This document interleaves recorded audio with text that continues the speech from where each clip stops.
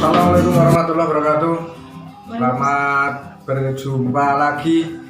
Tentu kali ini masih bersama saya ya, dengan Mbak Dian yang memiliki klinik Al-Wahida di Semarang Durenan Trenggalek. Nah, perjumpaan kali ini yang kita bahas tentang kesehatan secara alami, kesehatan yang sering saya sampaikan melalui channel ini secara global saja ini ya, secara global. Selamat pagi, selamat berjumpa lagi Mbak Dian. Ya, selamat pagi Mas Ali. Ya. Sehat ya? Alhamdulillah sehat. Tetap strong kalau slogan saya. Ya. Nah, secara global permasalahan di kita ini kan sindrom metabolis atau sindrom metabolik, atau dari persentase masyarakat saja 70% mengalami kegemukan, apalagi di usia-usia seperti saya ya, usia sudah bukan masa pertumbuhan lagi. Ya. Jadi kalau masa pertumbuhan kan melar enggak gitu begini, tapi kita sudah melar begini. Nah, menyikapi hal ini secara alami sebenarnya teman-teman ini juga perlu tahu, termasuk saya juga mau belajar banyak. Nah, Mbak Dian sendiri dengan yang usia sudah 55 ya, tahun. ini tetap menjaga kondisi proporsional tubuh. Nah, ini ada kaitannya dengan sindrom metabolis sendiri ya. Mau tanya Mbak, ini terkait sindrom metabolis ini. Sindrom metabolis ini faktor resikonya apa saja, terus penyakit-penyakit yang menyertai sindrom metabolis itu apa saja? Ini saya mau tanya. Oke. Jadi gini Mas, untuk sindrom metabolis itu sebenarnya tidak terima obesitas aja. Jadi ada gangguan yang secara bersamaan. Jadi ini bersamaan ini kalau orang bilang penyakit rombongan. Jadi ya lemak perutnya tinggi, kemudian kadar gulanya tinggi, kolesterolnya tinggi, sama trigliseridnya itu juga tinggi. Nah, 3 dari itu saja sudah termasuk di sindrom metabolis. Orang yang menderita diabetes, misalnya diabetes tipe 1, ini apa juga kategori sindrom metabolis, Bu? Ya. Jadi di sini bukan hanya berat badannya saja nih. Jadi untuk tipe 1 itu tetap masalahnya, apa yang dimasalahkan di situ adalah kadar gulanya. Jadi itu sudah termasuk. Tapi ada penyakit lain, jadi harus minimal 3 Mas. Ada kadar gula itu, ada kolesterolnya yang minimal, HDL-nya itu lebih dari 40, itu lemak, sama trigliseridnya lebih dari 150. Iya.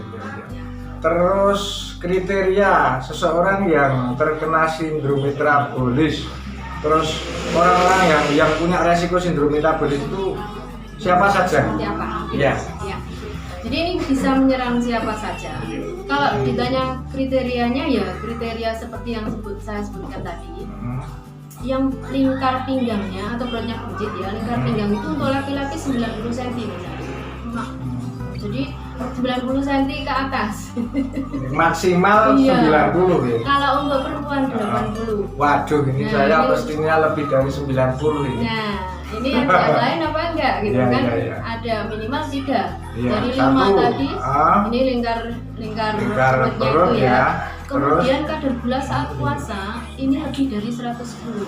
Kadar gula saat puasa lebih dari 110 ya. Ini perlu dicatat ini teman-teman ya. Terus satu lagi harus cek lab yang HDL. Jadi HDL itu apa sih? Jadi lemak yang baik itu lebih dari 40 lemak ya. Terus kemudian kadar gulanya puasa tadi di atas 110. Nah itu. Jadi sebenarnya lemak itu memang dibutuhkan oleh tubuh kita, jadi untuk penyerapan vitamin dan mineral. Tapi kalau lemaknya berlebih, lemak ini kan mengandung kalori yang memicu di mana tubuh ini semakin melar. Makanya nanti perlu. Termasuk misalnya kebanyakan gula itu juga bisa ya. Iya, jadi yang sering minum kopi setiap hari lebih dari 2 kali gulanya terus gitu ya. Kadang-kadang orang itu kan punya kebiasaan seperti itu Mas Ali. Iya. Jadi nggak makan, yang penting ngopi. Ngopi ya. Ngopi berkali-kali. Tapi kok tahu-tahu kok bisa gemuk gitu ya. Nah, itu.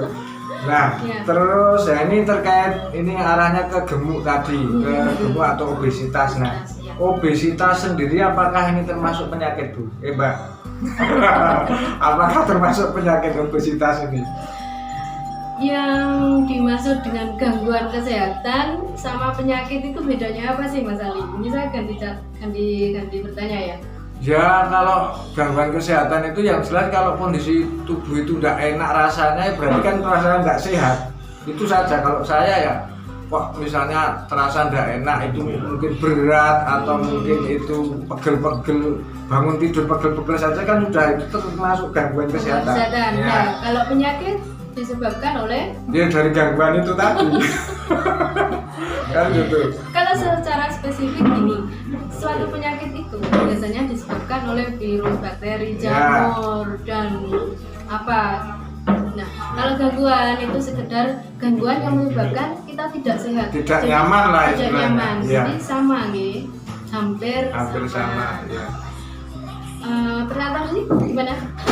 Nah, obesitas sendiri ini termasuk penyakit, gitu Nah, loh. jadi ini masuk di kategori gangguan. Nah, jadi masuk di kategori gangguan yang bisa menimbulkan penyakit. Penyakitnya apa? Nah, ini resiko dari Obesitas itu sendiri kan nantinya masuk di sindrom metabolik. Ya, Resikonya kan ke stroke sama serangan jantung. serangan jantung. Ya. Nah, ini yang paling penting ini perlu saya tanyakan ini bagi teman-teman juga mungkin perlu dicatat. Ya. Mekanisme sederhana kita untuk mendiagnosa obesitas sendiri apa? Lebih tepatnya bagaimana?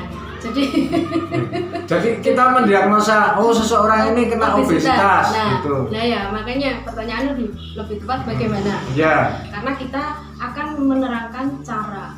Ya. Jadi kita ukur lingkar pinggangnya Mas. Ya. Nah, perutnya buncit apa enggak? Hmm. Terus kita timbang berat badannya. Ya. Itu ada ukuran berat badan sama tinggi Tinggi badan. badan, ya. Nah, Nah. idealnya seperti apa? Ini kita bisa mengukur indeks massa tubuh. Nah, yang penting di indeks massa tubuhnya ini. Nah, indeks massa tubuh ini rumusnya seperti apa? Jadi berat badan dibagi tinggi badan itu dikuadratkan. Berat badan Dibagi tinggi badan dikuadratkan. ya. Misalnya tinggi badan saya 170. Ya. Ini idealnya berat badannya berapa? Tinggi badan dikuadratkan itu dalam bentuk meter. Jadi Ya. kalau 170 itu 1,7 kuadrat. 1,7 ya. Hasilnya berapa? Kemudian berat badannya berapa? Oh, berat badannya Misalkan 80 ya. 80 ya. Dikurangi dari hasil itu. Nah, ini ketemu indeks massa tubuh. Nah, jadi kalau sudah ketemu hasilnya masih, ini biasanya saya pakai kalkulator, kalau langsung nggak bisa ya. Ya. Oh. Ya, biar teman-teman juga Ya. nanti ngitung ternyata saya ada kelebihan sekian, Nah, terus nanti solusinya bagaimana. Nah, jadi gini, untuk normalnya itu nilainya 18,5 atau Ya. 18,5 sampai Ya. dengan 17. Maaf, Ya. 18,5 sampai dengan 25. Nah, itu masuk ideal. Kalau 25,1 sampai dengan 27 itu sudah termasuk overweight. Nah, obesitas di mana? Ya di atas 27. Jadi 27,1 itu sudah termasuk overweight. Ini hasil IMT ya. Iya. Jadi hasil indeks massa tubuh. Mungkin kalau lupa apa rumusnya, jadi tinggi badan dalam bentuk meter Ya. dikuadratkan itu hasilnya berapa, kemudian berat badan dikurangi dari hasil kuadrat dari tinggi badan yang dalam bentuk meter itu tadi. Ya. Ini sekali lagi ada masih saya pertanyakan ini terkait cara sederhana atau tips sederhana untuk mengatasi obesitas atau kegemukan tadi. Ya. Dan apakah ada terapi herbalnya? Ya.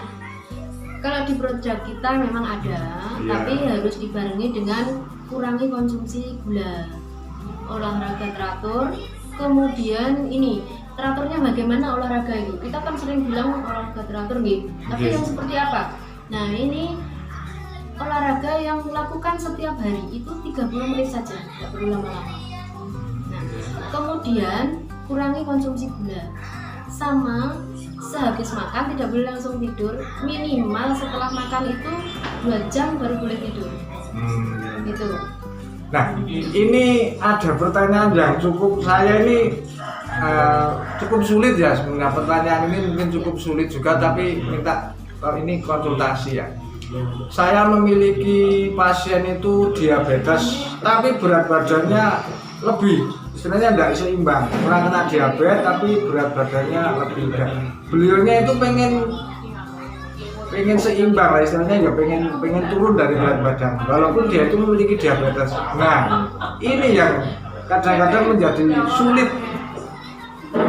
Nah, ini yang menjadi sulit karena di lain sisi memang mengurangi gula, ya. Terus di lain sisi dia punya diabetes. Biasanya kan orang diabetes itu kurus gitu kan. Lah ini orangnya gemuk, sampai sekarang itu gemuk tapi kadar gulanya tinggi. Nah, ini yang kadang-kadang dia sering konsultasi ke saya dan ini belum ada jawabannya. Ini mungkin melihat video ini nanti ada jawabannya. Teknisnya bagaimana?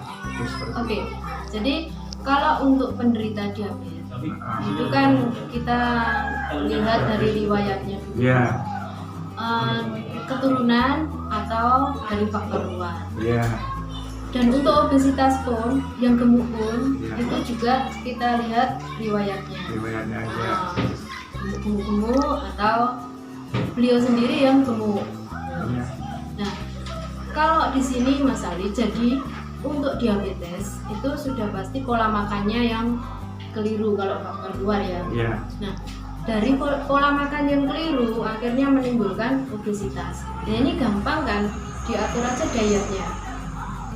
Diet. Nah, bisa sama dipahamkan nanti ya, pola makan yang makan dibutuhkan untuk penderita diabetes untuk program diet itu apa kan ada. Ini berbeda soalnya kalau orang kena hiperkolesterol kan gemuk itu wajar ada. Ya. Nah ini juga cara atau pola makannya berbeda program diet dari orang yang hiperkolesterol dengan yang diabetes. Ya. Jadi satu lagi untuk orang diabetes itu bawaannya ngantuk. Oke. Nah bisa jadi dari sini, jadi lemaknya itu bisa berlebih. Seperti yang saya katakan tadi bahwa lemak itu kalau kan mengandung kalori. Yeah. Kalau berlebih kan bisa meningkatkan berat badan secara signifikan. Yeah. Nah, makanya kalau orang diabetes itu bawaannya ngantuk, kalorinya menumpuk, akhirnya menjadi berat badannya lebih. Makanya di samping pola makan ditata dengan bagus, juga harus olahraga. Nah, pola makan yang cukup gizi, terus program diet yang tidak terlalu ketat atau program diet yang enak lah, istilahnya diet enjoy, disertai dengan olahraga yang baik, ini harapannya untuk penurunan berat badan. Nah, apakah ada terapinya, misalnya terapi khusus untuk program diet? Kalau di ini yang saya omongin di klinik saya ya. Ya, makanya ini saya sampaikan ini dari awal tadi kan saya cuplik terkait dengan yang memiliki klinik ini kan klinik kecantikan ini termasuk program-program diet sehat. Nah, apakah ada terapi khusus untuk orang obesitas? Ya. Kalau saya biasanya penanganannya seperti ini.